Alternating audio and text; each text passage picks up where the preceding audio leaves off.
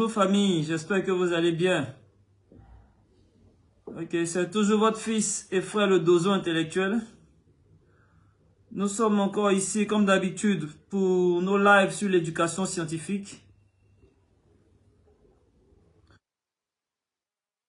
Connectez quelques minutes avant que nous débutions le thème de ce jour.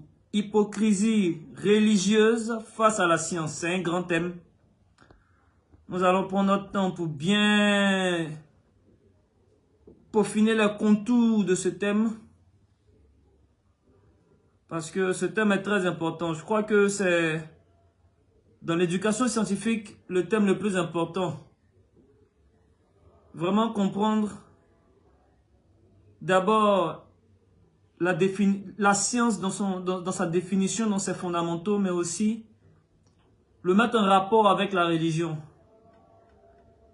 Si un élève, si un étudiant comprend ces aspects-là déjà, il est bien parti pour faire une carrière scientifique. Que nous rassemble ce jour, j'invite tout le monde à rester connecté, à participer à ce live. Il y a plusieurs personnes qui répondent chaque fois qu'ils voient mes publications, mais quand je suis en live, je ne les vois jamais. C'est l'occasion aussi de venir vous exprimer parce que c'est des échanges. C'est un débat intellectuel. Voilà. Dans tous les cas, nous sommes tous pour l'Afrique. Nous sommes tous pour la Côte d'Ivoire. Donc nous ne sommes pas, de ce point de vue-là, adversaires. Donc c'est l'occasion de partager les uns les autres des connaissances pour pouvoir faire avancer le débat scientifique. Donc j'attends tout le monde, j'attends vos questions, j'attends vos participations. Nous allons permettre à ce que vous soyez connectés d'ici quelques minutes avant de démarrer dans le vif du sujet.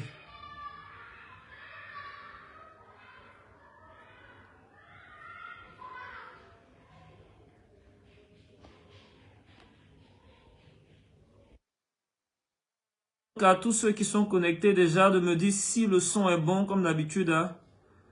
Dites-moi simplement si le son est bon. Voilà. Que quelqu'un me dise si le son est bon avant qu'on démarre le live de ce jour. Je rappelle qu'il est consacré à l'hypocrisie religieuse face à la science. C'est un thème puissant. Nous allons faire quand même l'effort d'introduire ça aujourd'hui. Parce que nous discutons largement de cela dans nos cercles. L'important c'est que nous mettions ces connaissances devant le public, devant toute la nation africaine et devant toute la Côte d'Ivoire. Que chacun se fasse son idée clairement de la place de la religion et de la place de la science et du rapport que les deux ont et l'attitude que nous devons avoir face aux religieux. En particulier ces religions importées, ces religions étrangères que sont l'islam, le christianisme et le judaïsme. Nous parlerons également d'autres religions telles que le confucianisme, le bouddhisme, le taoïsme, l'animisme. Nous allons évoquer, et même l'hindouisme, sans forcément entrer dans les détails. Nous aurons l'occasion d'évoquer toutes ces différents types de religions et leur rapport à la science. C'est tout l'objet de ce débat aujourd'hui, de cette conférence ouverte et en direct. Chers parents, c'est votre fils et frère le Dozo intellectuel. Vous savez très bien mon engagement déjà pour l'éducation scientifique. Et cette année, nous avons choisi le thème, toute l'année, de la biologie. Nous estimons que c'est un domaine de la science qui n'est pas généralement mis en valeur comme les autres domaines. Voilà. Quand on entend généralement les élèves s'orienter après le bac, rares sont ceux qui prennent l'initiative d'aller dans les facultés de biologie. Et même ceux qui y vont, souvent malgré eux, ne perçoivent pas bien les débouchés derrière la formation en biologie. Ils ne comprennent même pas, ils ne mesurent pas l'importance de cette discipline-là dans le développement de notre grand village qui est l'Afrique et de notre pays, la Côte d'Ivoire. Donc, il est important, vu l'importance de ce domaine-là, que nous y consacrons toute une année. Et c'est ce que nous avons choisi de faire à travers ces différentes séances d'information, de sensibilisation, ces conférences et d'autres sessions de formation que nous organisons en présentiel pour tout le monde. Alors, je rappelle déjà les grands objectifs de nos initiatives. C'est surtout permettre à l'Afrique d'être la première puissance du monde en 2050. Voilà. Il faudra que l'Afrique se positionne comme la nation continentale, l'État continental, la fédération continentale et la première puissance mondiale d'ici moins de 26 ans. C'est ma génération à moi qui doit réaliser cet exploit. Et ce sera le plus grand exploit de l'histoire de l'humanité. Pour parler en ivoirien, nous allons arracher le brassard de la puissance mondiale. Voilà, c'est ce que ça veut dire. Et à ce niveau, nous avons 3 types de mentalités. C'est comme dans une salle de classe. Il y a des gens qui sont là pour dire que eux, ils ont 2 sur 20. Eux, ça leur suffit largement. Eux, ils ne forcent pas. Voilà, ils assument leur médiocrité. Ils n'espèrent même pas s'améliorer. Donc, c'est des gens qui ont 2 et puis 1. Ils s'en foutent. Pour parler en ivoirien. Il y a des gens qui visent la moyenne. Moi, s'il y a 10, c'est bon. Moi, s'il y a 11, c'est bon. Moi, s'il y a 12 même, c'est un rêve. Dans mon 9, 10, 11, c'est bon. Et il y a des élèves qui, même quand ils ont 14, ils ont 15, ils pleurent parce qu'ils se disent que eux, ils voulaient être premiers de classe. Ils voulaient avoir 17, 18, 19 de moyenne. Et ça nous permet de décrire les 3 mentalités en fonction de 3 générations d'Africains. La première génération, c'est la génération 1960. En réalité, la génération 1960, c'est ceux qui sont nés en 1930 pendant la colonisation. Donc en 1960, c'est eux qui étaient la génération active. Mais comme ils ont été formés pendant la colonisation, ils avaient une mentalité de coloniser. La deuxième génération, c'est ceux qui sont nés justement dans les années 60, à peine sortis de l'indépendance. Eux, ils sont venus avec, ils ont été actifs à partir de 1990, mais ils sont venus avec une autre mentalité. Et finalement, nous sommes à la 3e génération de ceux qui sont nés justement dans les années 90. Et à partir de 2020, cette génération entre en vigueur, entre en activité, entre en action. Et c'est à cette génération que moi j'appartiens. Cette génération prend position pour dire, nous ne voulons plus être les élèves médiocres des années 1960, ni les élèves moyens des années 1990. Mais nous voulons être les premiers de la classe mondiale pour notre génération. Et c'est ce que nous devons faire. C'est-à-dire avant que nous partions à la retraite. Avant que nous partions à la retraite, c'est-à-dire en 2050, l'Afrique doit être positionnée à la première place du monde entier. Et nous allons léguer donc à nos générations après le soin de maintenir l'Afrique à cette position. Bien sûr, cela s'est fait étape par étape parce que nous sommes venus trouver les choses. Donc, c'est l'occasion de dire merci à nos ancêtres qui nous ont devancés. Et pour la Côte d'Ivoire particulièrement, à dire merci à Nana Houphouët-Boigny. Je verse de l'eau symboliquement pour lui. Parce que nous nous positionnons comme des oufouétianistes. Il a fait sa part. Tous nos présidents, notamment Guy Robert, Bédier, Laurent Gbagbo et aujourd'hui Alassane Dramane Ouattara, chacun a fait sa part. Et nous avons permis à la Côte d'Ivoire d'avoir des grands hommes d'État. Il faudra aussi que dans notre génération se positionnent encore des grands hommes d'État. Bref, je dis tout ça aussi pour préciser le cadre dans lequel nous discutons. Parce que lorsque les échanges vont commencer, certains vont dire que non, c'est pas possible que l'Afrique soit la première puissance du monde. Mais ceux-là, particulièrement, on ne les écoute pas justement parce qu'on comprend que eux, peut-être même n'étant pas de la génération 90, mais ils font comme s'ils sont de la génération 90. C'est-à-dire des élèves moyens, des gens qui veulent que l'Afrique soit en voie de développement.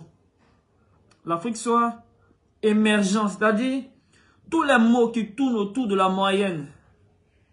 Nous, on veut ça, mais on ne veut pas se positionner définitivement comme premier. Pourquoi? Parce que eux, c'est des gens qui ont une éducation religieuse où ils espèrent que les terres étrangères à l'Afrique soient leurs terres saintes.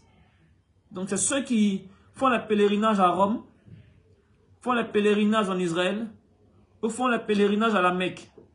Comme leur terre sainte n'est pas en Afrique, ils ne veulent pas que l'Afrique soit première de la classe mondiale au niveau religieux. Donc, ils vont faire des calculs. Parce qu'ils estiment que ceux qui habitent ces régions sont plus saints que eux-mêmes. Donc, ils vont laisser les premières places à ces personnes qui sont étrangères à l'Afrique.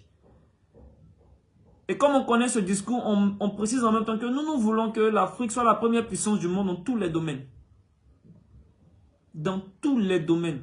Y compris dans le domaine de la religion et de la spiritualité. Voilà. Maintenant, pour revenir au sujet de cette vidéo-là, l'éducation scientifique. En quoi consiste l'éducation scientifique? L'éducation scientifique consiste justement à permettre à l'Afrique d'être la première puissance dans le domaine scientifique. Parce que ici, il s'agit d'un domaine très stratégique que si l'Africain n'a pas maîtrisé, il ne pourra pas atteindre le statut de première puissance mondiale. Donc, tous nos leaders de cette génération doivent être formés à la science.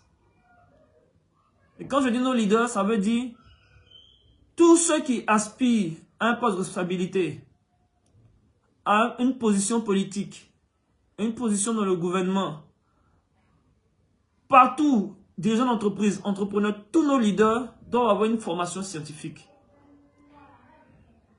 Et au-delà de nos leaders, c'est toute la population qui doit être éduquée à la science. Donc nous parlerons de la science, en particulier de la biologie, toute cette année. Pourquoi donc est-il important de fonder notre stratégie sur la science? Ici, nous rappelons les citations d'Houphouët-Boigny lui-même. Quand il s'exprimait devant la première génération de lycée scientifique de Yamoussoukro, à laquelle il disait « Je ne vous demande pas de ne pas chanter, de ne pas danser, mais chantez moins et dansez moins, car l'Afrique a assez chanté et dansé. Ce que je vous demande, c'est de faire de la quête du savoir scientifique et technique vos priorités, car c'est elles qui permettront à l'Afrique de sortir du sous-développement et de restaurer sa dignité pleine et entière. » Voilà comment Nana Houphouët-Boigny pose les bases philosophiques qui nous motivent aujourd'hui en parlant de science. C'est un grand sage, il sait de quoi il parle.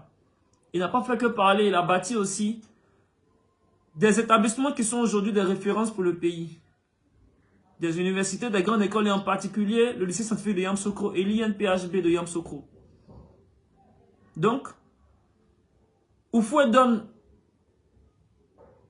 la voie à suivre. Houphouët donne la conduite à tenir. Cette seule parole suffit comme argument pour former tous nos leaders, particulièrement en Côte d'Ivoire et au-delà dans toute l'Afrique. Et donc, quand nous disons que nous sommes oufouétianistes, c'est pour aller plus loin que l'oufouétisme. Parce que l'oufouétisme est resté comme un concept politique que se partagent nos différents partis politiques en Côte d'Ivoire. Mais l'oufouétianisme, c'est de faire de l'oufouétisme ou bien de faire d'Houphouët-Boigny même un prophète, une religion, comme l'ont fait les Chinois avec Confucius. C'est ça l'oufouétianisme.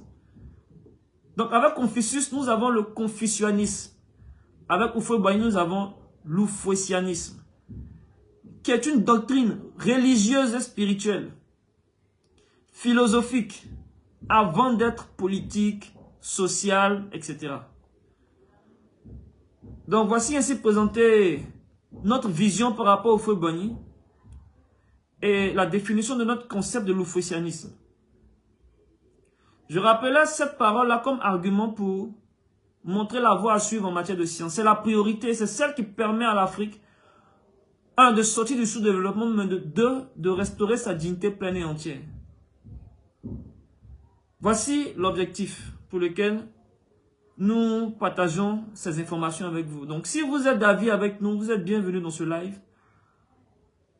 Sinon, nous pouvons toujours échanger sur les préoccupations que vous avez. Hypocrisie religieuse face à la science. Remarquez que le thème est lourd. Il va susciter beaucoup de sensibilité parce que nous reconnaissons que la religion touche à la sensibilité profonde de l'être humain. Parler de religion n'est pas chose aisée. Mais il le faut parce que, rappelez-vous que l'Afrique doit être première dans toutes les matières, y compris dans le domaine de la religion et de la spiritualité. Ce que j'observe particulièrement en Côte d'Ivoire, et j'estime que c'est la même chose dans tous les pays africains, c'est que beaucoup d'hommes de Dieu en griffe, beaucoup de personnes qui se font appeler hommes de Dieu en réalité sont des espions qui sont contre le développement du continent noir. Et particulièrement, ces personnes-là luttent pour que l'Afrique soit en retard sur le plan de la science.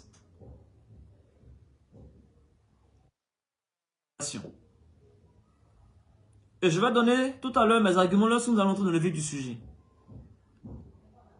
Beaucoup de ceux qui prétendent être hommes de Dieu, entre griffes, sont des espions, de véritables espions, comme on voit dans le film. Là. Mais leur particularité, c'est de maintenir l'Africain en retard devant le développement scientifique mondial.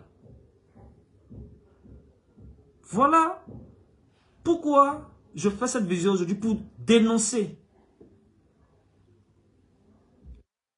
religieuse face à la science et pour avertir toute personne sérieuse qui veut faire carrière dans le domaine de la science de se méfier de ces espions mis devant les Africains pour nous détourner des enjeux majeurs du monde.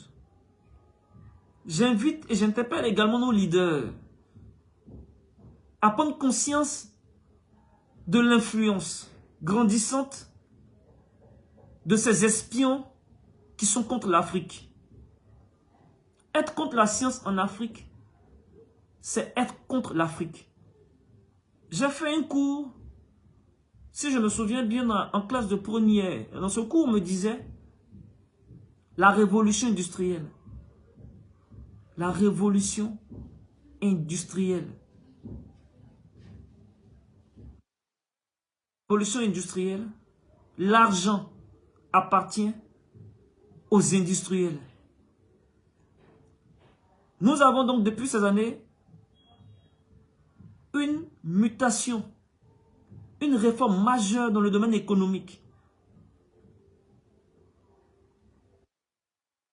Par la science et la technique de bâtir leur industrie, ceux-là sont devant en matière d'économie.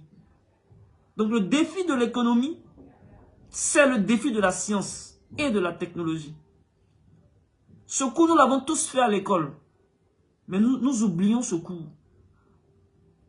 C'est la seule partie de mon cours que j'ai fait où on me parle de révolution économique. Si nous savons que l'argent est le nerf de la guerre, on te dit que la révolution, la seule fois où j'ai entendu révolution dans mon cours, au niveau économique, c'était par rapport à l'industrialisation. Remarquez que dans les années 60, on nous a chanté en Côte d'Ivoire et dans beaucoup de pays africains que l'économie de la Côte d'Ivoire repose sur l'agriculture. Pendant que nous avons tous fait un cours qui nous a parlé de la révolution industrielle, nous avons continué à dormir sur un cours qui était dépassé depuis 300 ans, qui disait qu'une économie doit reposer sur l'agriculture. Voilà le niveau où nous sommes arrivés collectivement et où sont arrivés nos intellectuels à répéter, malgré le cours selon lequel l'économie repose sur l'industrie, donc sur la science et la technique. Malgré ça, nos intellectuels ont répété que l'économie de la Côte d'Ivoire repose sur l'agriculture.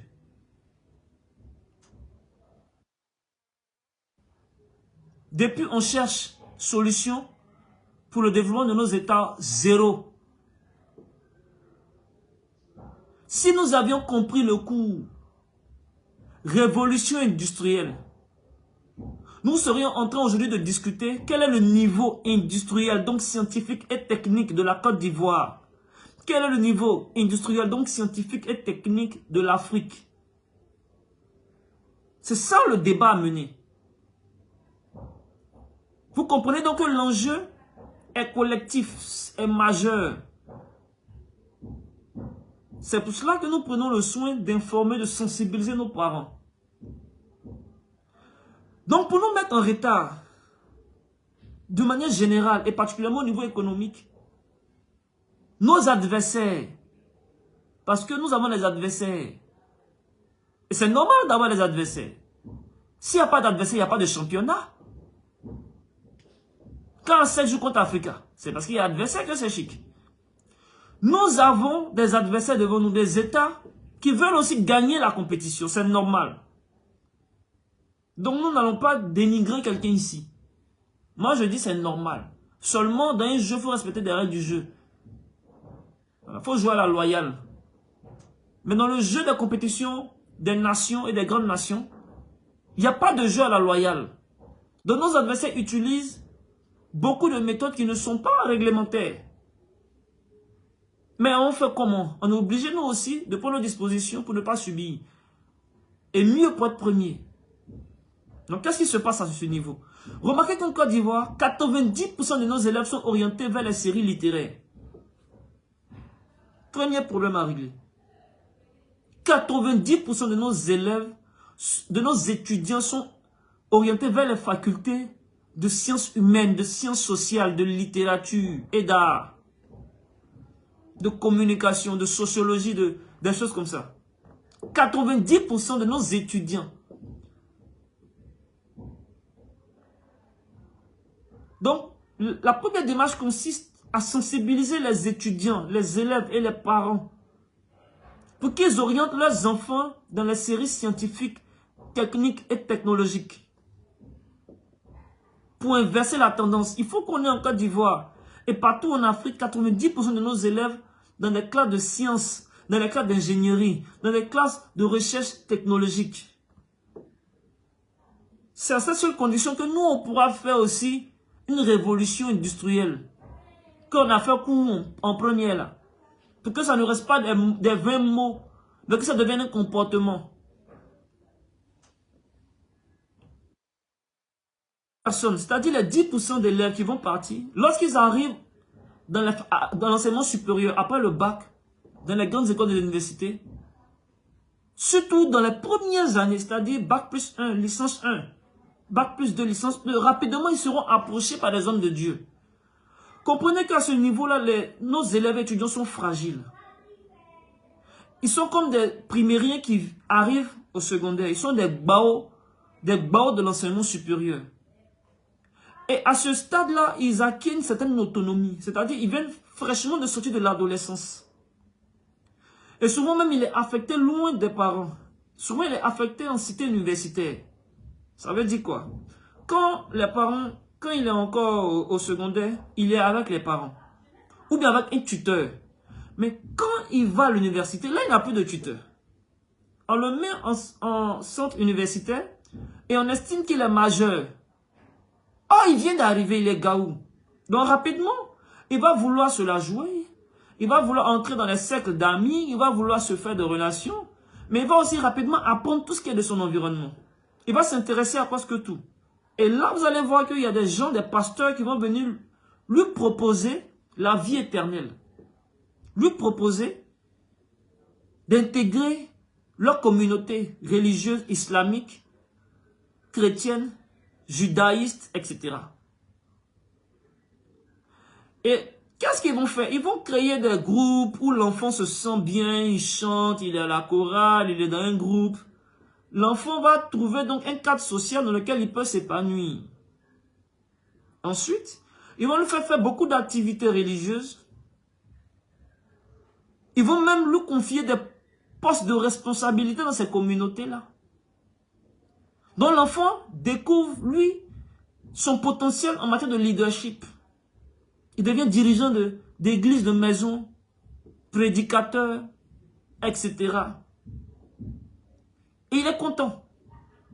Il oublie même l'objectif pour lequel il est venu à Abidjan à l'université.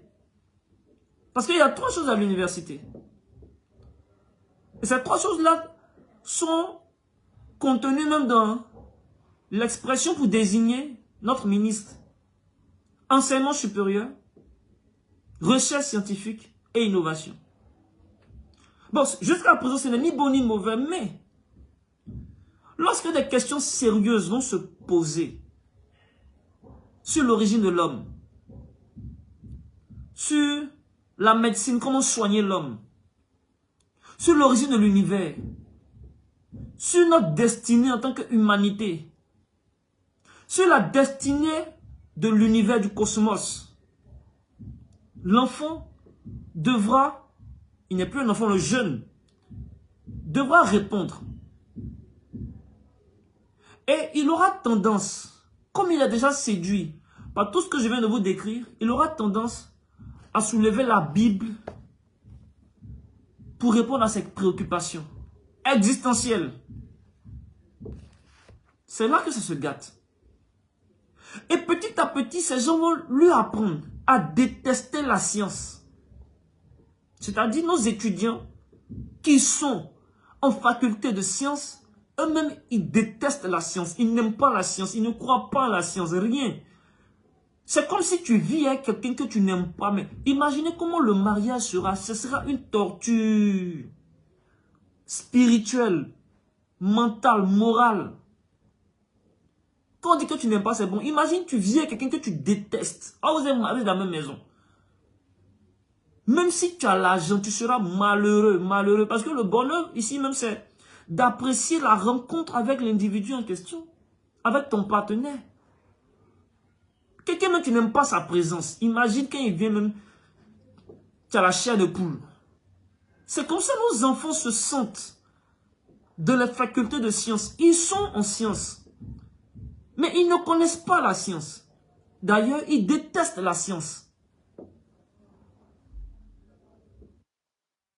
Que nous, on compte pour faire quoi? Notre révolution industrielle. À partir de la science que eux auront appris et de la technique.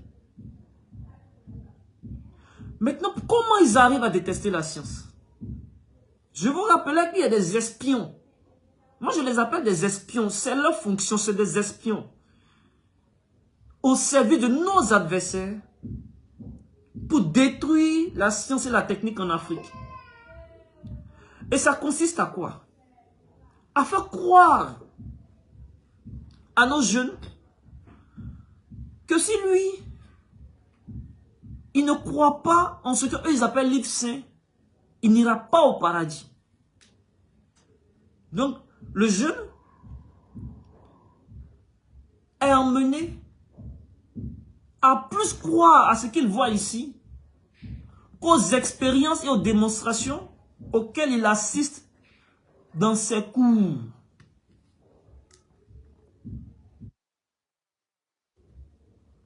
Et mieux, lorsqu'un problème, une divergence va se poser entre la connaissance et la croyance religieuse, lui, il va préférer la croyance religieuse à la connaissance scientifique.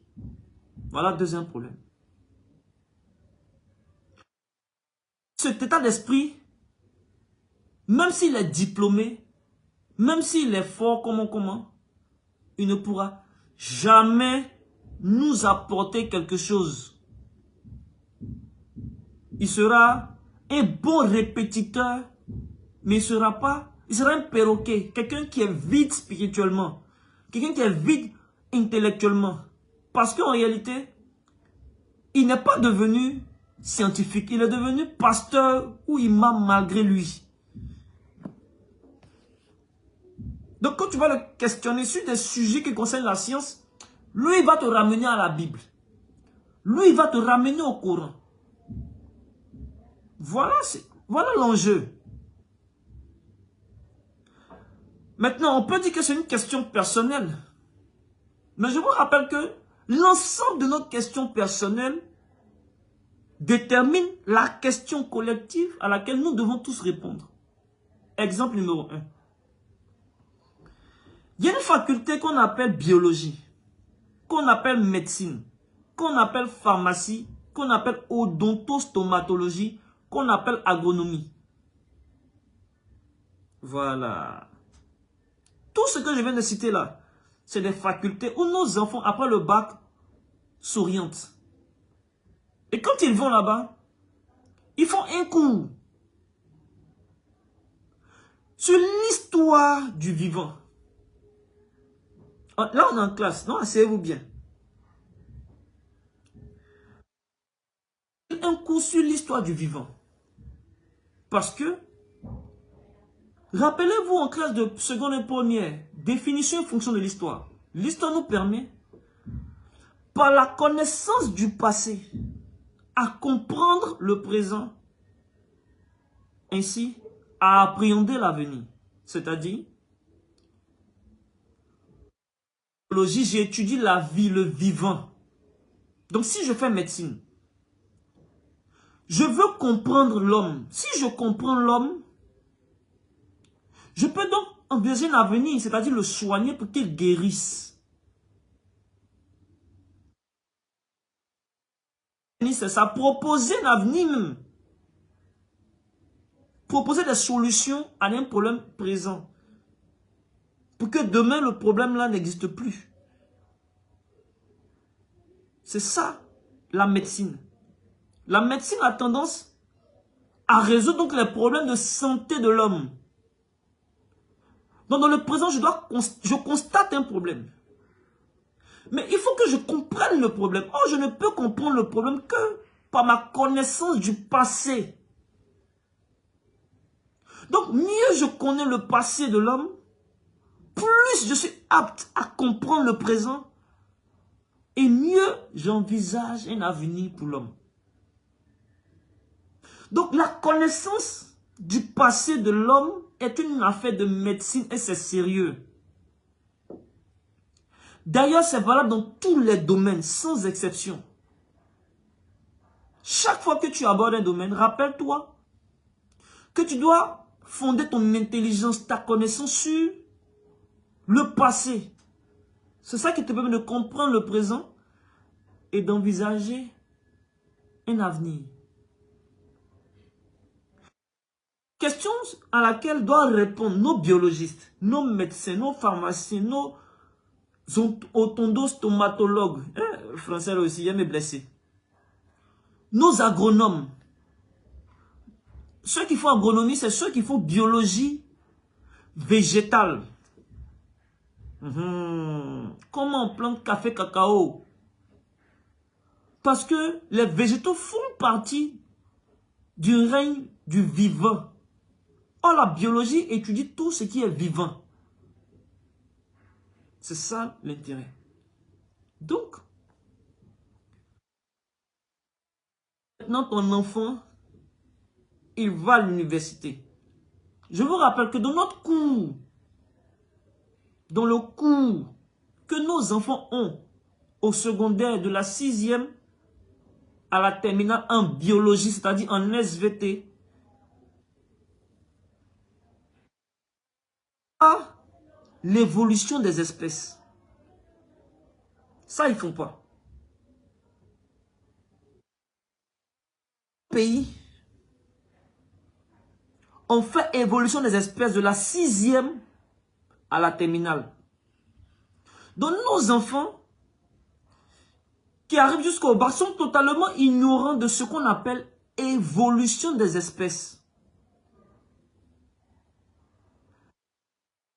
Brièvement dans le cours d'histoire-géographie.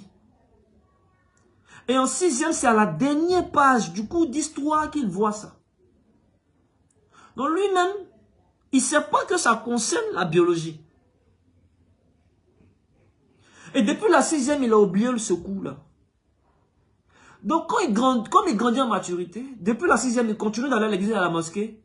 Il oublie le cours de CM2, de 6e qu'il a fait concernant l'origine de l'homme. il arrive à l'université en faculté de biologie. On lui rappelle ce cours qu'il a eu à faire en histoire géo CM1, CM2, 6e. On lui dit que le cours qu'il a fait en histoire géo là-bas, là, c'est le premier cours que lui, il doit faire quand lui il arrive dans une faculté de biologie, de médecine, d'autostomatologie, agronomie, etc. On dit que c'est le premier cours à faire. L'histoire du vivant. Donc, tout faire pour lui dire que le cours qu'on enseigne à l'université est faux. Et que si lui il croit ça, il va en enfer. Et vous savez, les Africains ont tellement peur de l'enfer. Quand on dit enfer, les tremble comme ça. On dirait il a palu. On dirait il est grippé. Tremble comme ça. Donc, à cause de la peur de l'enfer, l'enfant, le jeune, qui aborde la première année de biologie, il rejette systématiquement la biologie dans son cœur. Parce qu'il considère que ceux qui font ce cours, où on lui explique que l'homme est un grand singe, l'homme a les mêmes ancêtres que les autres singes. Et pire, l'homme a les mêmes ancêtres même que les chiens. L'homme a les mêmes ancêtres même que le cacao, café là. On a les mêmes ancêtres. Tout le vivant a les mêmes ancêtres. Ça c'est le b.a.-ba en biologie. Première année. Donc, lui il rejette ça. Donc quand il entend des noms comme Darwin, il se dit quoi? Son pasteur lui a dit que ceux-là sont des athées. Donc lui ne doit pas considérer Darwin. Et tous ceux qui vont parler d'évolution des espèces, ils ne doivent pas considérer ça. Voilà le problème dans lequel nous sommes. Maintenant, où ce problème est intéressant encore, c'est de voir l'attitude. Là, je ne parle même plus de nos jeunes. Je parle de leur homme de Dieu. Nous, on est homme de Satan. Parce que quelqu'un s'est fait appeler homme de Dieu. Moi, je suis homme de Satan. Parce que je ne comprends pas cette expression. Homme de Dieu. Et les autres, ils sont qui? Quand tu n'es pas homme de Dieu, tu es quoi? Donc, nous, on est homme de Satan, on assume. Maintenant, on demande les hommes de Dieu, là. Pourquoi vous ne dites pas la vérité dans vos livres saints? C'est-à-dire, je demande à nos étudiants, à partir de maintenant, là, de ne même pas entrer dans le débat, de se mettre comme arbitre, et puis d'écouter très bien. Quand on dit on est homme de Dieu, là, on dit la vérité, non? Mais pourquoi vous, homme de Dieu, vous mentez sur l'Afrique? Pourquoi? Pourquoi vous, homme de Dieu, vous dénigrez l'Afrique jusqu'à dans vos livres saints? Pourquoi vous n'aimez pas tant la science? Et pourquoi vous n'aimez pas tant l'Afrique? Je suis à la bibliothèque sacrée d'Ishango, le bois sacré. Je vais sortir des ouvrages que je vais montrer à toute la nation africaine.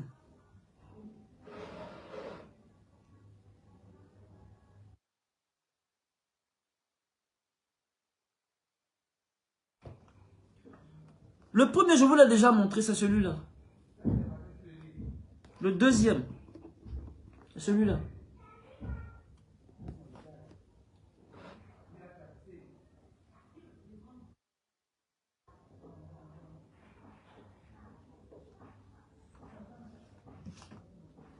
Troisième. Ensemble seulement.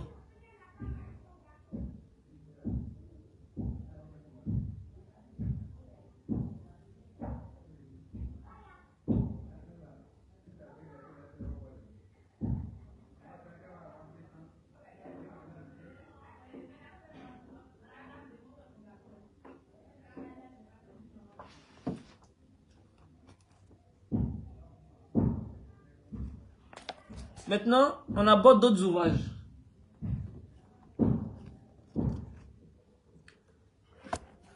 Pour vous montrer que c'est sérieux, nous, on parle. Nous sommes dans la connaissance. Donc, on ne parle pas en l'air. Vous savez, la science est une démarche rigoureuse. Donc, je vais vous montrer les documents, les références, et puis vous allez juger vous-même votre affaire.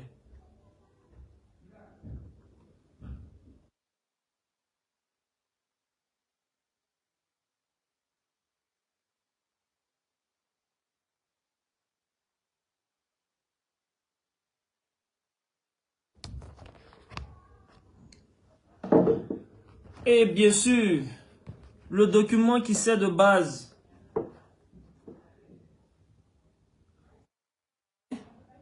Génétique du péché originel de Christian de Duve. Chers parents, chères sœurs et chers frères, qu'est-ce qu'on appelle hypocrisie religieuse? L'hypocrite, c'est celui qui il voit le soleil s'élever.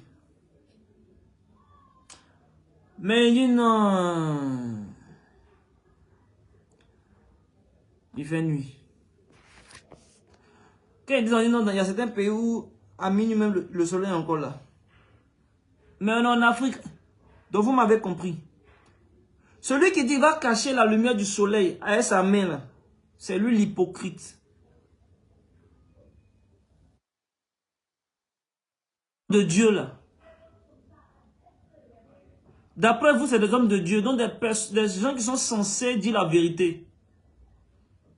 C'est des hypocrites. Il faut les dénoncer. Pas celui-là. Le livre des Mormons. Le livre de Mormons, un autre témoin de Jésus-Christ. C'est une communauté qui existe en Côte d'Ivoire.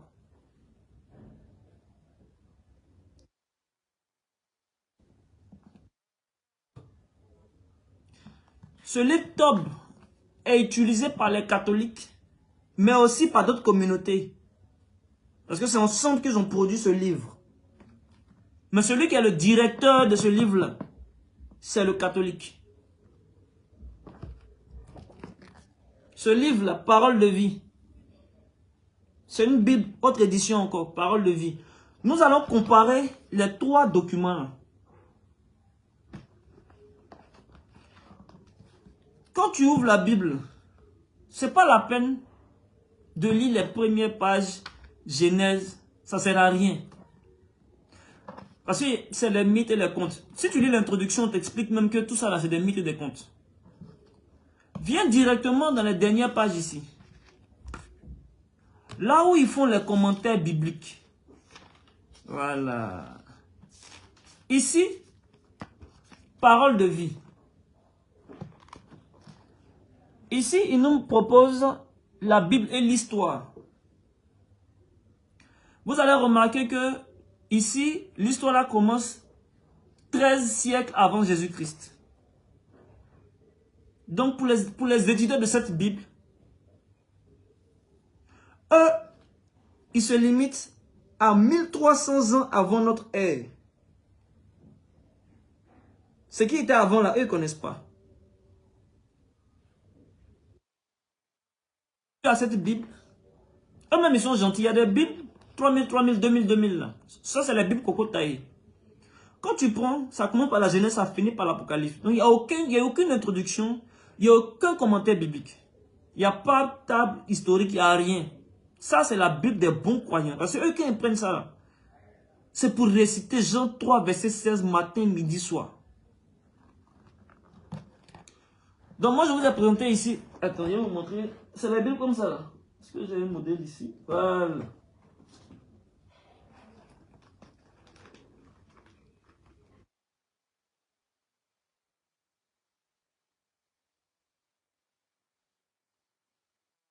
Il y a quelques commentaires derrière et avec des cartes. Mais vous allez voir les Bibles dont je parle là.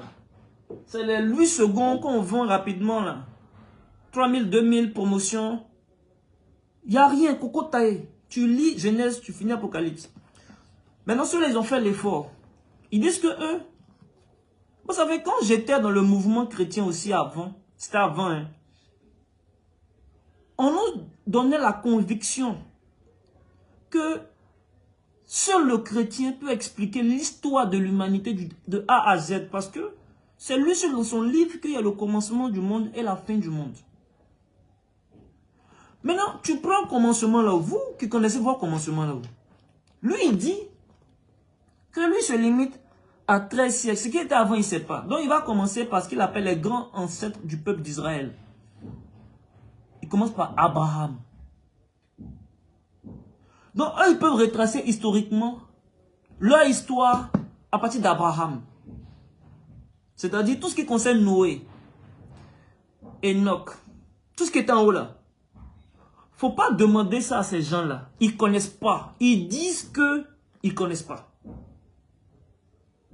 On va vérifier s'ils connaissent ou s'ils ne connaissent pas. Parce que quand tu connais, et puis tu dis que tu ne connais pas, tu es hypocrite. C'est ça l'hypocrisie religieuse. Ils savent, ils font comme s'ils ne savent pas. Bien. Deuxième Bible. Suivez bien. Le livre de Mormon. Eux sont montés un peu plus loin. Ils sont montés jusqu'à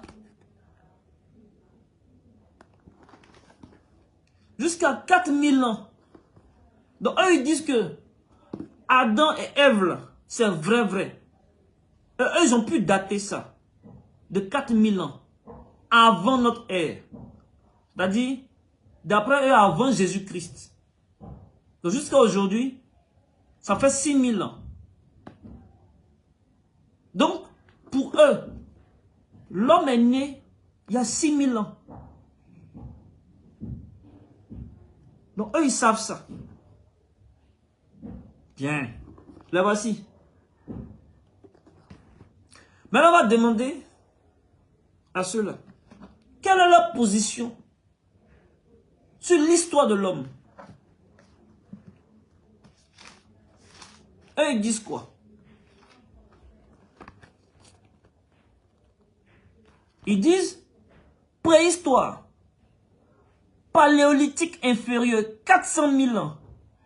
Premier vestige repérable d'une présence humaine au Proche-Orient, à Ubaidi, près du lac de Tibériade, culture aqueléenne. Voilà ce qu'eux ils disent. Bien. Donc, voici 3 différentes réponses par rapport à l'histoire de l'homme. 1. Il dit je ne sais pas. 2.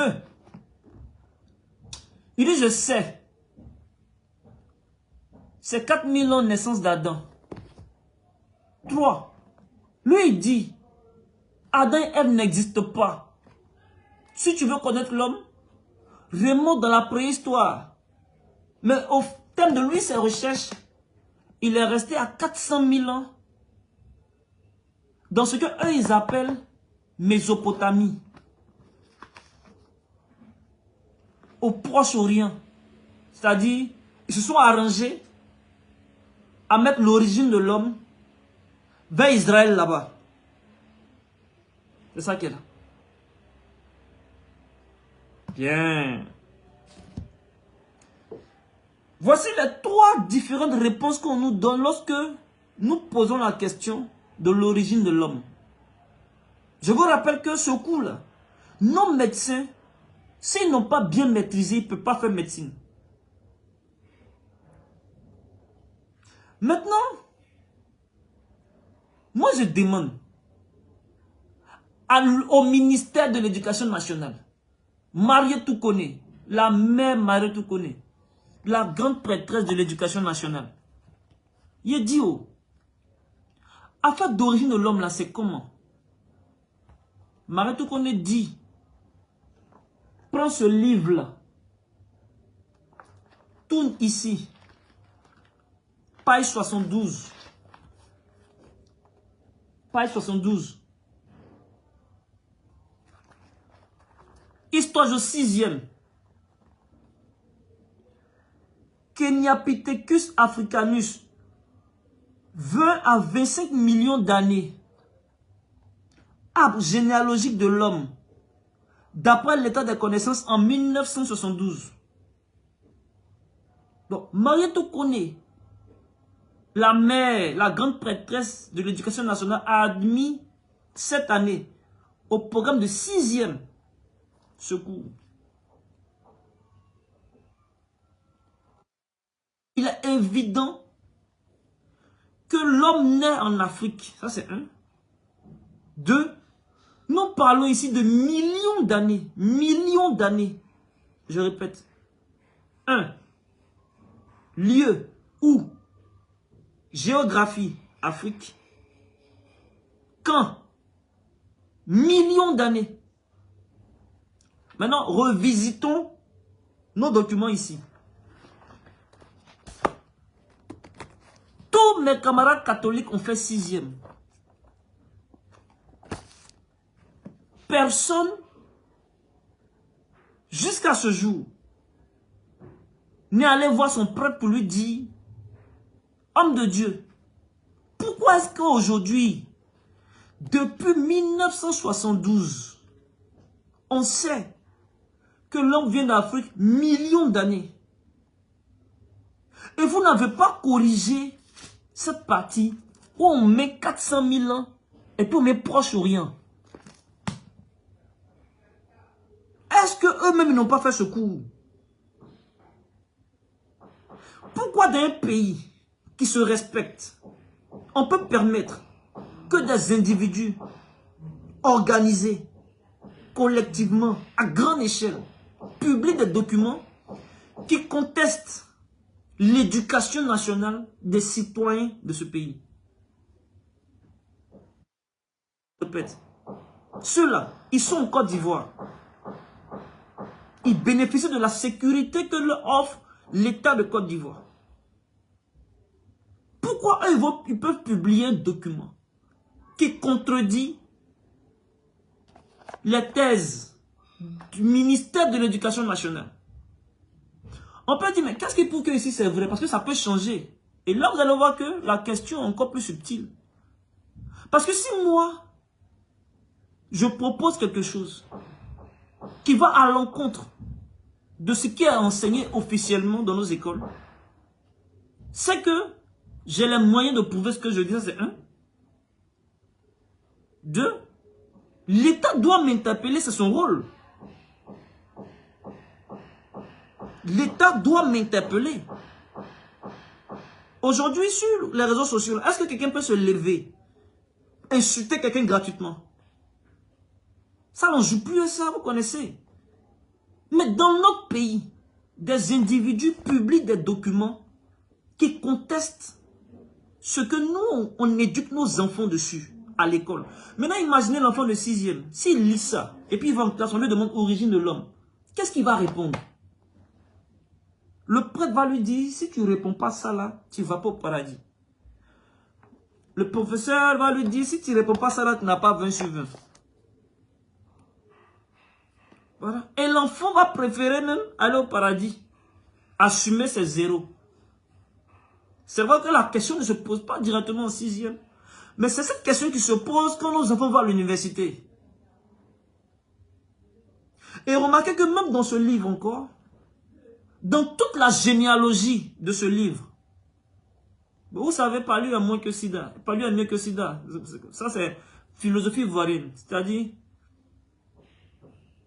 quand tu as deux malheurs, il faut prendre le moins pire. C'est là au moins là. Moi, ce que je peux leur reconnaître, c'est que dans toute leur généalogie de 400 000 ans, là, le nom d'Adam n'apparaît nulle part. Le nom de Noé n'apparaît nulle part. Je répète, Bibtob. Le nom d'Adam, Adam, ça n'apparaît nulle part dans la généalogie de la Bibtob. C'est-à-dire, pourquoi tu prends l'introduction, on te dit déjà que c'est des mythes. Donc, quand tu lis maintenant la généalogie, ils ne peuvent pas dire que ce qu'ils t'ont dit c'est mythe là, que c'est vrai. Donc, eux, ils vont te dire clairement, faut pas compter sur nous pour te parler d'Adam.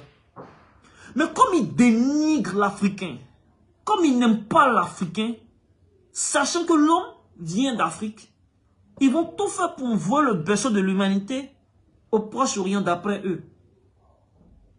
C'est pour ça que je dis que c'est des hypocrites. Et on doit les dénoncer parce que ceux-là, ils tuent l'éducation nationale. Cela, c'est pas la peine. Parce que eux-mêmes, ils assument, puisqu'on peut calculer bibliquement même l'âge d'Adam. Il y a des passages qui nous disent clairement qui est enfant de qui, a accouché qui, jusqu'à Jésus-Christ. On connaît leur âge. On peut calculer, c'est ce qu'ils ont fait. Donc eux, ils parlent leur mythe pour de la réalité. C'est-à-dire, quand tu étais enfant, on te parlait de toper l'araignée. Toi, tu pensais que tu pouvais parler à une araignée, tu te rappelles. Il y a un monsieur qui nous a écrit les contes du Père, voilà pourquoi. On pensait que les animaux parlaient entre eux. Mais on a grandi. Aujourd'hui, beaucoup d'enfants croient au Père Noël. Et c'est nous qui faisons même qui croient au Père Noël. Mais quand ils grandissent, on n'a plus besoin de dire que le Père Noël n'existe pas. Il sait. Ceux-là, ils prennent le mythe pour de la réalité. Et ils oublient nos enfants qui doivent devenir notre élite sur le plan scientifique à croire que l'homme est né il y a 4000 ans avant notre ère, 6000 ans aujourd'hui. On n'a qu'à laisser millions d'années de l'Afrique là. On n'a qu'à croire à 4000 ans. Il y a des bêtises comme ça. Et puis les gens ont peur de dire ça publiquement. Les gens ont honte. Moi, je suis allé à l'université, j'ai mon diplôme. D'avoir honte de ce que j'ai appris, d'avoir honte de ma formation. Souvent, je me demande comment on fonctionne. Ça va aller. Dans tous les cas, c'est un processus qui vient de démarrer. Tu es menuisier, tu es menuisier. Tu as honte de dire tu es menuisier. Les gens vont à l'école, ils apprennent des choses, ils ont honte. Parce qu'on a tué en eux toute forme de courage. Ils sont vides spirituellement et mentalement. Donc ils ne peuvent pas, même en voyant la vérité, dénoncer. C'est des menteurs, c'est des... Menteurs c'est bon, c'est des hypocrites. Ceux-là, eux, ils disent qu'ils ne savent pas. Donc ils veulent dire qu'eux, ils n'ont pas fait 6e. Ceux-là, eux, ils n'ont pas fait 6e. Ils n'ont pas fait CM2. On leur parlait du paléolithique et du néolithique là. Ça là, eux, ils n'ont pas fait ça. Voilà ceux-là qui nous mettent en retard. Tu ne vas pas à l'église, tu ne vas pas à la mosquée, tu vas en enfer. Et puis quoi? L'enfer, ce n'est pas pour les chiens. Chers parents, sauvez l'avenir de vos enfants sur le plan intellectuel et scientifique. Ne faites pas comme nos parents de 1960 qui, malgré leur connaissance, venaient s'agenouiller devant des gens pour leur raconter des je ne sais même pas comment qualifier ça. L'Africain est un homme noble, est une femme noble. Nous avons nous aussi nos mythes dans nos bois sacrés. On te parle de Kolocholo. On te parle de Kateleo. La vieille mère Kateleo. Qui est venue soigner l'homme. Qui est venue éduquer l'homme. Qui est venue fonder l'initiation et l'éducation en pays sénoufo. Mais qui va dire que lui, Kateleo là, Jean c'est vrai, Jean c'est vrai. L'initié sénoufo connaît la valeur du mythe et met le mythe à sa place. Il ne confond pas mythe et réalité. Le mythe permet de construire le psychique de l'être. L'éducation de l'être, c'est normal. Mais le mythe ne va pas venir remplacer la réalité historique. C'est comme si quelqu'un marche et dit non, Kateleo a fait un enfant. Tata dit ça, c'est nous faux. Non, Ève a fait un enfant. Qui a fait un enfant. Et puis nous sommes... Moi, je ne suis pas descendant d'Adam. Je ne suis pas descendant d'Adam. Et puis j'attends le médecin bien formé qui va venir raconter que lui, sa formation, là, c'est pas vrai. Mais que c'est Adam et Ève qui est vrai. Aucun médecin ne peut faire son Côte d'Ivoire ici. Parce qu'il y a l'ordre des médecins de Côte d'Ivoire qui les surveille. Ce n'est pas les métiers à plaisanterie. C'est pour ça que je dis, avant d'envoyer vos enfants en médecine, réglez-les pour qu'ils soient excellents, pour qu'ils comprennent c'est quoi la science. Quand on leur pose des questions scientifiques, qu'ils ne soulèvent pas la Bible et le Coran pour répondre. Parce que la Bible et le Coran ne répondent pas de la science. Si ça répondait de la science en Côte d'Ivoire, on allait mettre ça comme sur la liste des fournitures. Ça ne fait pas partie de la liste des fournitures. Donc, si on vous dit n'allez plus à l'église, n'allez plus à la mosquée, vous allez dire non, on veut vous envoyer en enfer. C'est quand on vous dit, quand vous quittez l'église, laissez votre Bible là-bas. Ce n'est pas intéressant pour un intellectuel de prendre sa Bible pour faire un débat scientifique. Si tu le fais, tu n'as rien compris aux règles du jeu scientifique. Toi, il faut devenir pasteur, tu vas faire master en théologie. La bonne nouvelle que nous avons, c'est que l'État de Côte d'Ivoire, à travers son ministre, le père, le prophète de l'enseignement supérieur, de la recherche scientifique et de l'innovation, Adama Diawara, il a permis qu'on supprime le tronc commun. Bon, c'est bon, c'est pas bon, pour le moment, on ne sait pas. Parce que c'est nouveau. Les étudiants n'étaient pas d'accord. Certains ont manifesté. Dans tous les cas, d'autres aussi étaient d'accord. Donc le tronc commun a été supprimé. Ça veut dire que nous pourrons passer, par exemple, de 300 candidats première année à 800 première année. Donc, plusieurs universités pourront former les étudiants en médecine directement, sans tronc commun. Pharmacie, odontostomatologie. On pourra former maintenant sans tronc commun. Le nombre d'étudiants en médecine est multiplié par 3. Ça veut dire qu'il y a beaucoup plus d'opportunités aujourd'hui parce que l'État se rend compte de l'importance donc de la quantité de médecins, du nombre de médecins. Ça, c'est une bonne nouvelle. Ça veut dire qu'on va prendre ceux qui voulaient bavarder en littérature là, pour les convertir en sciences, pour qu'ils aillent remplir les classes de médecine. Mais quand ils vont arriver là-bas, là, c'est pas pour faire Adam et Ève. C'est pour dire la vérité sur l'histoire de l'homme. Parce que s'ils n'ont pas compris d'où vient l'homme, ils ne pourront pas soigner l'homme. Voilà l'enjeu. Je dis, moi, je suis homme d'État. Je ne suis pas homme de Dieu. L'homme de Dieu défend les intérêts de Dieu. Lui seul, il voit Dieu. Moi, je suis homme d'État. L'État de Côte d'Ivoire compte le nombre de ses médecins chaque année. Nous devons produire plus de médecins pour qu'il y ait plus de médecins à proximité des populations. Mais nous devons jouer sur la quantité et aussi sur la qualité de la formation des médecins. On ne veut plus des étudiants qui ne sont pas capables d'affirmer leur profession. Je suis médecin. Je ne suis pas pasteur. Quand on me demande l'origine de l'homme, je réponds en tant que médecin et non en tant que pasteur. Ça veut dire que je prends mes livres de biologie pour parler. Maintenant, que faire si on n'est pas d'accord avec la thèse de l'évolution? En tant que pasteur, tu vas prendre un verset biblique. En tant qu'imam, tu vas sortir sourate. Mais en tant que médecin, si tu n'es pas d'accord avec une thèse en médecine, le débat commence au laboratoire et finit au laboratoire. Là, je m'adresse maintenant à ceux qui ont vocation de faire médecine pour leur expliquer comment la science fonctionne. Il y a deux domaines de science. Il y a les mathématiques, qu'on appelle sciences exactes, tous les domaines de mathématiques.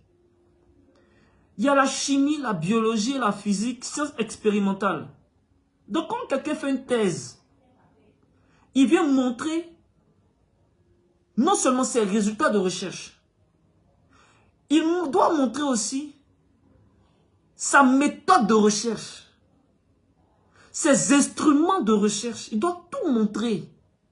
Si tu n'es pas d'accord, tu vas faire ton expérience avec tes instruments, avec ta méthode, et tu nous produis des résultats scientifiques. Et puis on compare. Donc ce n'est pas aux scientifiques de rester chez lui à la maison, croiser ses pieds, rester deux versets, et il pense qu'il s'oppose à un scientifique. Il a dit, il reste chez eux. Pourquoi il ment? Parce qu'il est écrit que. On n'a qu'à faire quoi? Il est écrit que. Soyons sérieux. Nous devons bâtir un corps de science. Il faut la dire, seule la science et la technique sont la priorité qui permettront à l'Afrique de sortir du sous-développement et de restaurer sa dignité pleine et entière.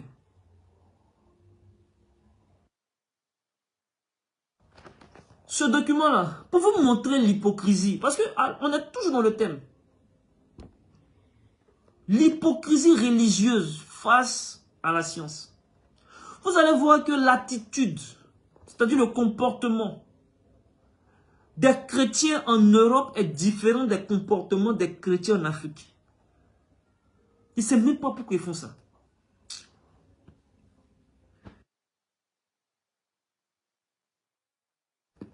Voici un scientifique médecin.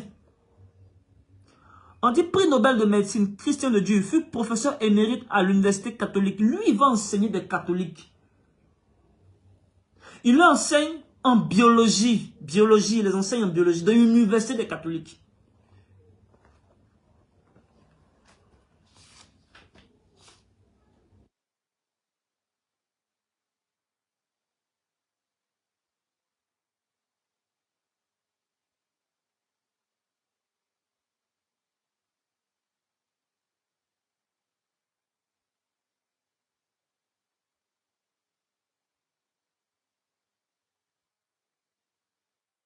Si un médecin blanc qui enseigne dans l'université catholique,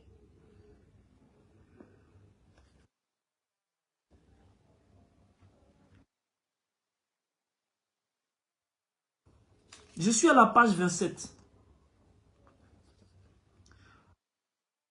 Notoirement prudent de la science est rarement aussi affirmatif. Ça veut dire que normalement, quand un scientifique parle, il parle avec réserve parce qu'il se dit qu'on peut toujours remettre ses connaissances en cause. Mais dans ce cas, étant donné tous les débats qui ont toute la théorie de l'évolution, on doit se prononcer sans ambiguïté. Chacun doit donner sa position par rapport à l'évolution. L'évolution, selon lui, n'est pas une théorie. Point. Non, pardon, virgule. Malheureusement, contrairement à ce qui est souvent dit, parfois même malheureusement par des scientifiques. Les gens disent la théorie de l'évolution. On va voir qu'est-ce qu'une théorie et puis qu'est-ce qu'un fait scientifique. L'évolution est un fait, point. C'était une théorie il y a 2 siècles, c'est-à-dire, quand tu dis que l'évolution est une théorie, toi tu vis en 1700. Tu vis il y a plus de 200 ans.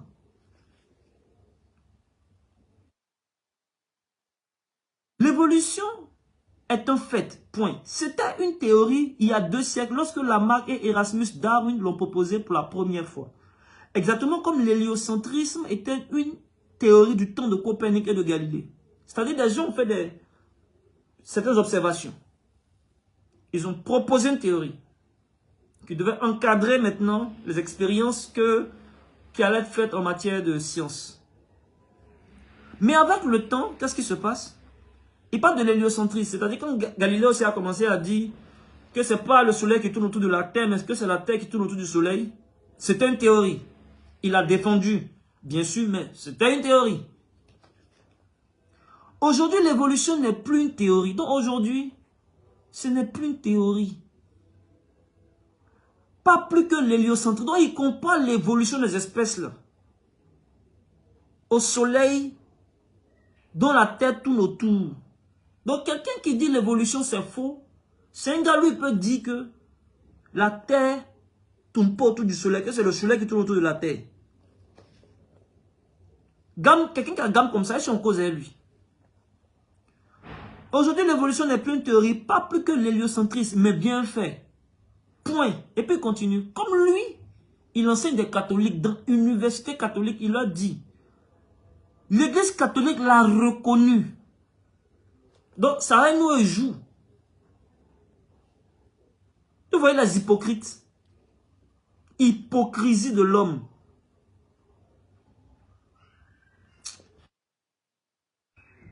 L'église catholique l'a reconnu avec une promptitude remarquable en comparaison de l'affaire Galilée. C'est l'affaire Galilée même là.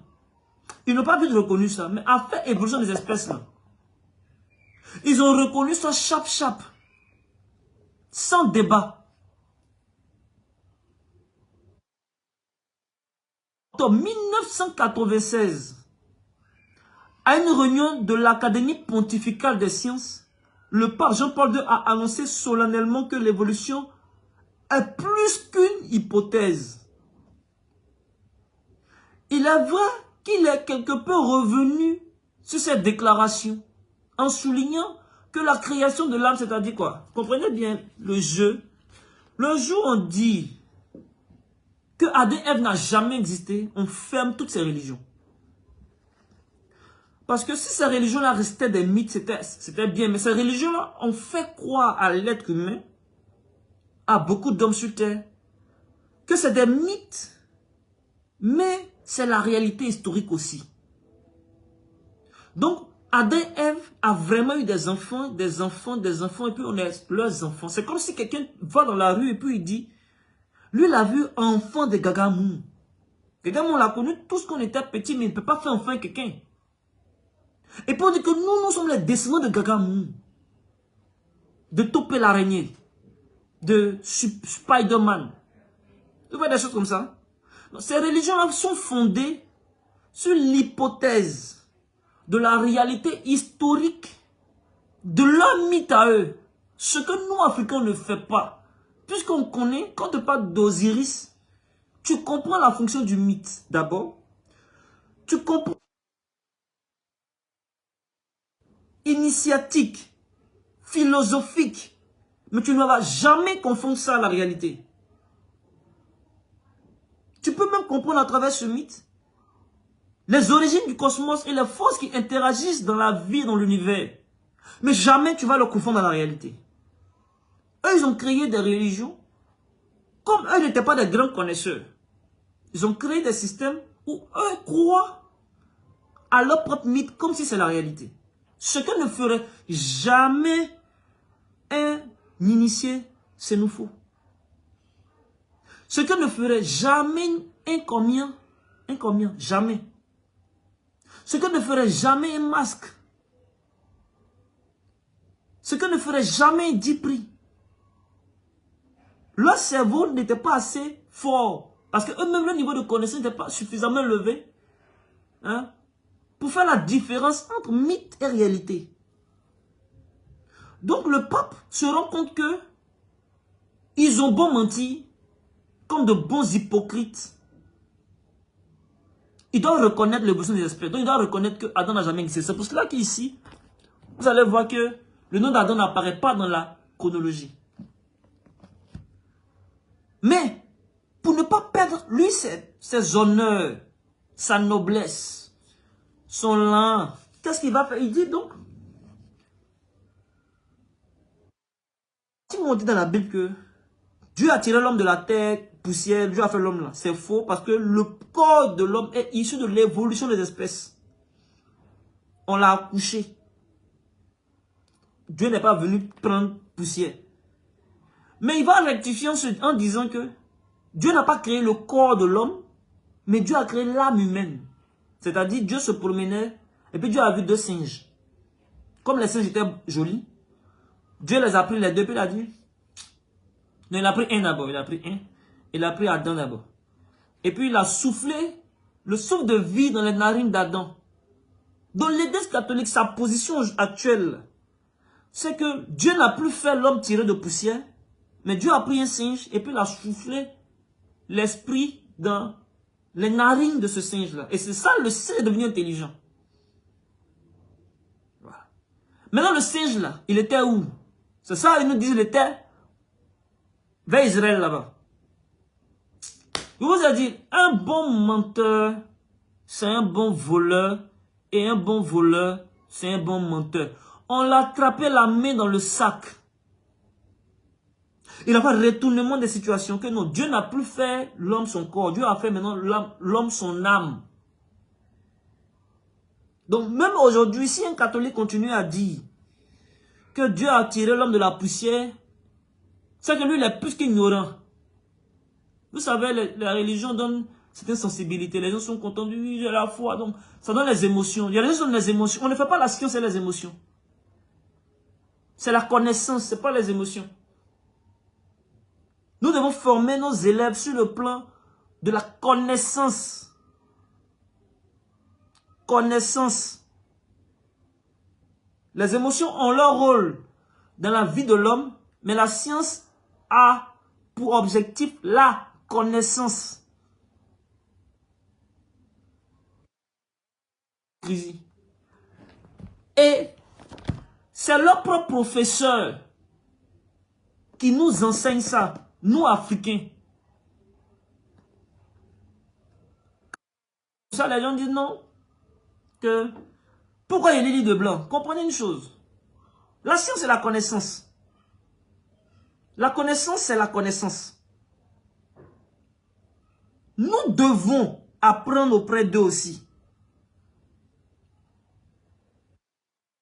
Appris auprès de l'Occident pour faire sa révolution industrielle. Ça, c'est un. Dans le football, quand ton adversaire te fait une passe, il n'y a pas hors-jeu. Ici, là, c'est lui-même, il nous fait une passe. Donc, il n'y a pas hors-jeu. Parce que si on se fait passe entre nous, peut-être on dit hors-jeu, peut-être. Si mon adversaire me donne une passe, imagine, lui-même, il centre, et puis Drogba dans la surface, but en même temps. On est petit Adingra, même petit pied comme ça, but. C'est ça qui est là. Ce que catholique enseigne à catholique des universités catholiques là, c'est la connaissance. Maintenant, imaginez ce que nous, on enseigne à nos enfants ici. Parce que nous, nos professeurs, qui doivent nous enseigner, sont tellement religieux, qu'ils oublient de faire un cours de science, ils font un cours de religion en plein cours d'SVT. C'est-à-dire le professeur lui-même, quand on lui demande, monsieur, il dit non, ça là, c'est faux, c'est les athées, mais comme on dit de faire, c'est ça il est fait.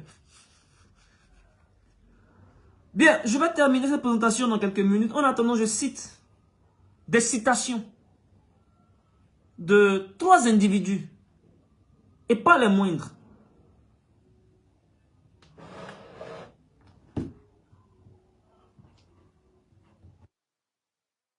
C'est un auteur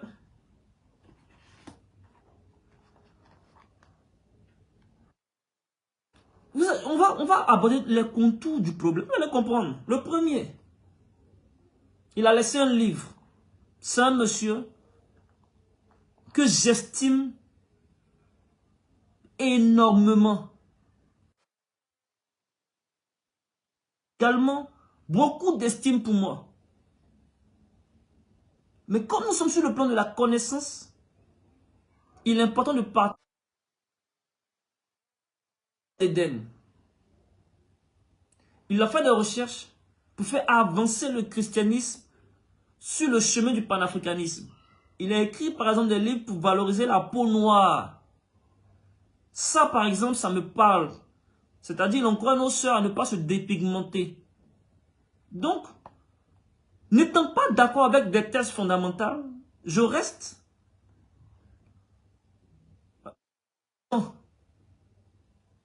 on pourrait dire à moitié, mais partisan quand même de son combat, parce qu'il fait avancer les choses un peu quand même. Cela dit, à travers lui, la religion n'est pas un frein au développement scientifique. J'ai compris. À travers lui, je passe le message à tous nos hommes de Dieu. Voici le piège dans lequel on veut mettre l'Afrique. Depuis qu'on sait que Adam et Ève n'ont jamais existé, on veut maintenant dire que Adam et Ève sont nés en Afrique. Et on espère que nous, on prenne ça. Ok, on reprend la vidéo. On espère que nous, on soit sensibles, on mette nos émotions en jeu. Non, comme il a dit que Adam et Ève en Afrique, on n'a qu'à prendre. Non. Quelqu'un qui n'a jamais existé, il ne peut pas être en Afrique. Nos ancêtres sont en Afrique et ils ne sont pas Adam et Ève. Donc Adam et Ève n'est pas la terre d'Éden. Voilà.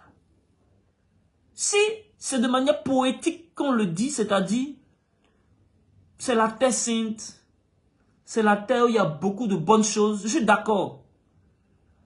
Dans ce sens poétique, idéologique, il n'y a aucun souci. Mais dans le sens historique, où on va venir me dire que Adam et Ève sont nés en Afrique, parce que l'image parle. Adam et Ève n'ont jamais existé. C'est comme vous allez entendre ces derniers jours-là que non, Jésus est noir, il est africain. etc. On ne le veut pas. On ne le veut pas. Sont africains, oh. Sont quoi, oh. On ne le veut pas. Ne vous laissez pas tromper par ce genre de stratégie. Dans tous les cas, c'est parce qu'il y a une montée du panafricanisme que cela aujourd'hui corrige leur thèse. Parce que tous étaient d'accord qu'il n'y avait rien de bon en Afrique et que l'Afrique n'est pas l'origine de l'humanité. Maintenant qu'on est d'accord sur l'Afrique est l'origine de l'humanité, on veut faire à moitié. On va dire oui, mais on n'a qu'à accepter quand même les autres choses qu'ils nous proposent. Non, Adam et Ève n'ont jamais existé. Voilà. Que ce soit clair, pour ne pas qu'on tombe dans les demi-mots. On doit se prononcer sans ambiguïté. Ce n'est pas tout. Votre pasteur Gédéon, tous mes respects, tu fais un bon ministère de la révolution chrétienne. Mais, aujourd'hui là, c'est sur l'origine de l'homme qu'on discute. Ça, c'est le côté scientifique. Publiquement, à travers ces nombreuses vidéos, que le fait de dire que l'homme vient d'Afrique est une utopie. C'est amusement. Il le dit publiquement. Il contredit tout le ministère de l'enseignement supérieur, de la recherche scientifique et de l'innovation. Il s'oppose au programme national de Marie tout connaît la mer publiquement. Et ça ne dérange personne.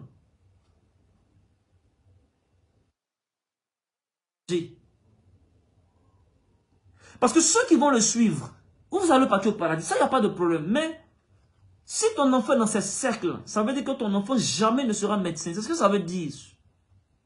Parce que celui qui n'a pas dépassé l'origine de l'homme, où nos médecins nous disent que c'est l'Afrique, nos cours de sixième nous disent que c'est l'Afrique. Si tu n'as pas dépassé ce niveau-là, c'est que toi, ce n'est pas la peine. Deuxième, l'islam. Salut à toi, homme frère. Tu fais un bon travail dans l'islam. Mais tu es venu encore sur le terrain de la science. Et il dit, publiquement encore, il était en débat avec un frère kamite, Osiris. Et il a dit que l'homme est saint, c'est faux. Comprenez la démarche. Pourquoi c'est faux? Parce que lui, il va prendre une couronne pour lui dire que l'homme Dieu a tiré l'homme de la terre. Donc ceux qui vont le suivre, vous allez partir au paradis, il n'y a pas de problème. Mais vos enfants ne seront jamais médecins. Voilà. Est-ce que vous allez partir au paradis? Il n'y a pas de problème. Troisième personne, et là je vais particulièrement insister sur lui parce que lui, de l'enseignement supérieur et de la recherche scientifique. C'est un papa, c'est un doyen. Moi, ça me fait mal un peu parce que il a fait une première sortie. J'ai fait une vidéo pour rectifier. Il fait une deuxième sortie. Pour aujourd'hui encore, je vais taire son nom. Mais la première fois que je vais faire une vidéo, je vais prendre ces 3 vidéos-là. Il a fait un montage spécial sur sa vie. En tant que professeur d'université d'Abidjan, professeur d'histoire, il a donc une grande influence auprès de toute la jeunesse scientifique, la jeunesse universitaire.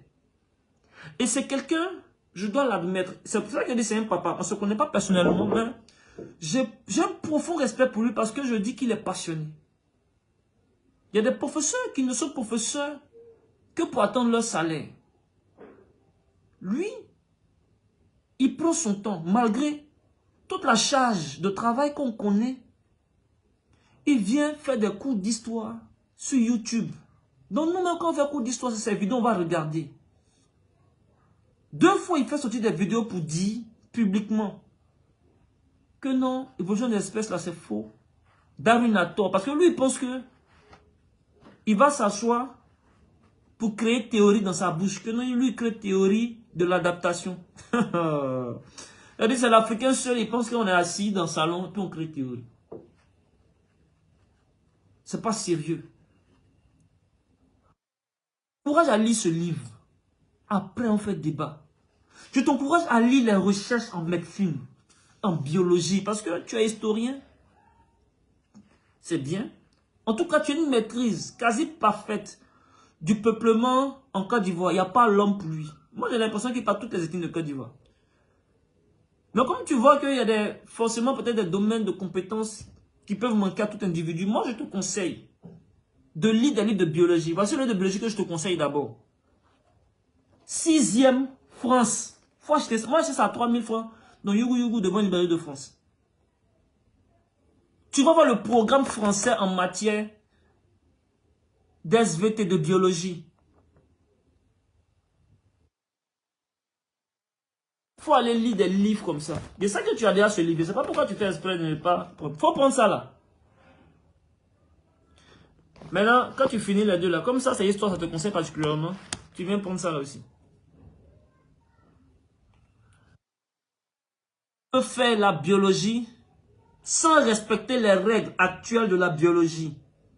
La parenté génétique, l'évolution des espèces, ça fait partie des B.A.B.A. chapitre 1, chapitre 2 en matière de biologie. Ça veut dire quoi, papa? Si ton enfant va en médecine, c'est ce que lui doit apprendre. Si tu es contre ça, présente-nous une thèse qui contredit ça. Sinon, c'est que tu bavardes dans ton salon parce que tu es trop chrétien là. Ça ne nous intéresse pas. Nous sommes sur le plan de la connaissance. La connaissance, la science, pas les bavardages. Mettons chaque chose à leur place. Quand tu fais tes démonstrations sur l'histoire là, c'est pas par inspiration, c'est par recherche. Donc respecte les métiers des biologistes parce que eux, c'est par la recherche qu'ils parlent. C'est valable pour tous ceux de ta corporation qui aujourd'hui n'ont pas compris que les jeunes Ivoiriens, les jeunes Africains ne sont plus ceux de 1960. Ils ont plus accès à l'information. Voilà. Je vais patienter quelques minutes, j'attends vos réactions. J'ai terminé cette présentation. L'hypocrisie religieuse face à la science. Les frères, le dozo intellectuel, toujours auprès de la bibliothèque sacrée, le bois sacré d'Ishango. Ce bois sacré qui a servi à former plusieurs élèves, étudiants, et qui continue encore d'alimenter la connaissance. Nous sommes engagés pour faire de l'Afrique la première puissance du monde sur tous les plans, en particulier sur le plan de la science. Cette année, nous avons décidé de choisir comme thème éducation à la biologie. Donc nous allons planter beaucoup d'ouvrages, beaucoup de thèmes, mais toujours en rapport autour de l'Afrique, de la puissance africaine, autour de la science et particulièrement autour de la biologie. Si vous avez des préoccupations, je vais répondre ici à mon frère qui dit la religion n'est pas un fonds en développement. Arrête de pleurer, trouve d'autres moyens pour faire évoluer ta vision. J'ai compris mon frère. J'ai compris. On répond dans la vie. Ma mère, bienvenue, sans saluer. Je faisais la promotion de la science, comme d'habitude. En tout cas, bienvenue. Peut-être tu auras l'occasion de revoir la vidéo. Pas d'autres préoccupations. S'il n'y a pas de questions, je vous dis merci d'avoir suivi cette présentation. Et puis, à très bientôt pour nos prochains lives. Toujours votre fils et frère, le dozo intellectuel. Merci beaucoup.